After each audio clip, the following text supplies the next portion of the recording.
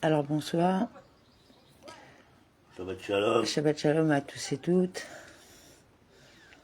Alors 9 Sivan 5785, Shah Ehud Vea Emouna, chapitre 2. Dans le chapitre précédent, Rabbi Gino Zalman de Morbeni a expliqué que le Verbe divin doit résider et agir de manière continue dans l'être créé afin de lui donner vie et existence. Si la force divine créatrice retournait à sa source, l'être créé redeviendrait ipso facto néant absolu comme avant sa création. Hors de là, de cette explication concernant l'immanence de la force vitale divine, vient la réponse aux hérétiques, et ainsi apparaît la source de leur erreur. Le Tanya entend ici par hérétique, non pas ceux qui nient l'origine divine du monde, mais ceux qui nient la providence et les signes et miracles mentionnés dans la Torah. Ils contestent la notion même de providence divine et nient pareillement les signes et prodiges consignés dans la Torah. Mais pourquoi un tel déni si l'origine divine de la création est d'ores et déjà acceptée? Parce qu'ils se trompent avec leur fausse analogie. L'analogie sur laquelle ils se fondent est fausse, mais de surcroît, ils se trompent. Leur conclusion ne correspond pas même à la trame de leur fausse analogie.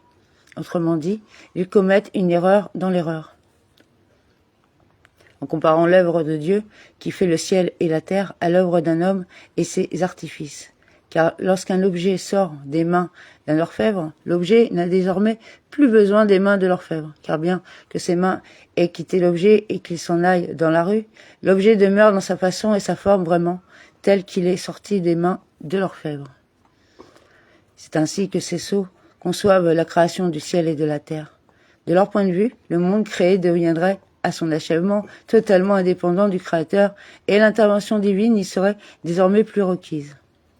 Il nie par conséquence la notion de providence divine ainsi que les signes et prodiges de la Torah, témoins de l'implication divine à l'intérieur du monde créé et des changements miraculeux qu'il opère au sein de la nature. Mais leurs yeux sont englués de sorte qu'ils sont incapables de voir la grande différence entre l'œuvre d'un homme et ses artifices, qui consiste à faire que quelque chose à partir d'une autre chose existante, tel l'orfèvre qui façonne un objet en changeant seulement la forme et l'apparence, de l'apparence d'un bloc d'argent à celle d'un objet.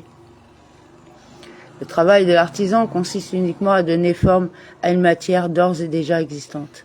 Mais en outre, l'imposition d'une forme par l'artisan ne modifie en rien l'organisation première de la matière travaillée. L'argent peut, par nature, être modelé, façonné de toutes sortes de manières. L'orfèvre ne fait qu'utiliser cette propriété. Il ne change nullement la structure de la matière sur laquelle porte son ouvrage. Ainsi, l'ouvrage façonné est-il indépendant de l'artisan. Ces penseurs manquent d'établir une distinction entre l'ouvrage de l'artisan et l'œuvre du ciel et de la terre, qui est la création d'une existence à partir de rien. Avant d'être créés, le ciel et terre n'existaient en aucune manière.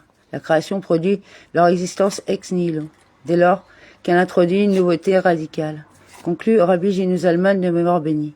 L'œuvre créatrice doit être renouvelée incessamment. Car si la force divine qui agit de manière continue venait à s'en retirer, la création redeviendrait néant. Et cela, la création ex nihilo, est un bien plus grand merveille que l'ouverture de la mer des jonques. Pour prendre un exemple. Lorsque Dieu dirigea la mer avec un puissant vent de l'Est toute la nuit durant, et les eaux se fondirent et se tinrent comme un monceau et comme une muraille. Non seulement l'eau cessa-t-elle de couler, mais bien plus. Un changement dans la nature même de l'eau fut observé lorsqu'elle se dressa comme une muraille.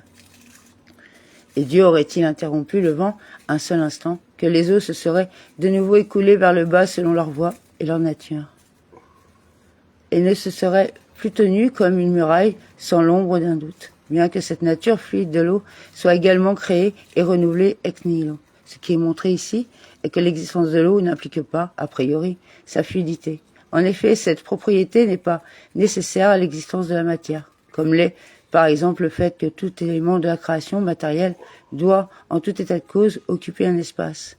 Ainsi, d'autres objets ont reçu des propriétés différentes, car une muraille de pierre tient d'elle-même debout, sans l'aide d'un vent. C'est seulement que telle n'est pas la nature de l'eau. De ce qui vient d'être dit, il ressort que l'ouverture de la mer, se dressant comme une muraille, ne saurait être regardée comme une nouveauté essentielle. Une création, yesh me'ayin, ex nihilo, Elle ne consiste qu'en la modification d'un existant d'ores et déjà présent qui, de fluide, acquiert momentanément la verticalité d'une muraille. Il ne s'agit donc pas là d'une création yesh miaïn, mais seulement d'une transformation yesh miyesh. Pour autant, et parce que la propriété de se tenir ainsi dressé est radicalement nouvelle pour l'eau, la force qui en est la cause, le vent, doit agir continuellement pour le maintenir. L'erreur commise par les hérétiques, à laquelle répond le Tanya, apparaît donc d'autant plus grande. Car le changement radical d'un existant déjà créé suppose le maintien de la force à l'origine de cette transformation. Comment soutenir alors que la création de l'univers, venue à l'existence absolument ex nihilo, n'impliquerait pas la présence continue de son créateur qui lui prodigue existence et vie?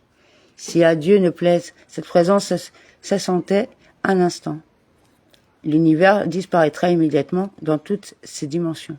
Ainsi, comparer l'œuvre du créateur et les travaux de l'artisan est strictement dépourvu de sens.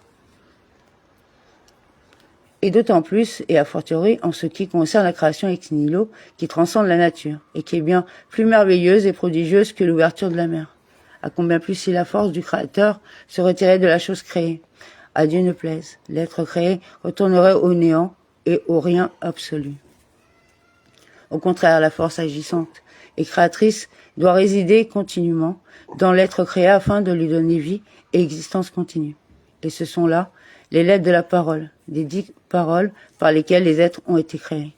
Aussi le verset des psaumes, cité au chapitre 1 dit-il, « Pour toujours, Dieu, ta parole se tient dans les cieux. » Car la parole divine, qui est la force créatrice à l'origine de l'être créé, doit résider dans celui-ci, pour renouveler continuellement son existence et sa vie. Et à ce propos, il est dit, « Et tu les fais tous vivre, le ciel, la terre et autres êtres créés mentionnés au début de ce verset. » Ne lis pas, il ne faut pas uniquement comprendre « fais vivre », mais « fais être ». Cette lecture du verset est rapportée par le récit Orma et Shne Lurot, Rabitre.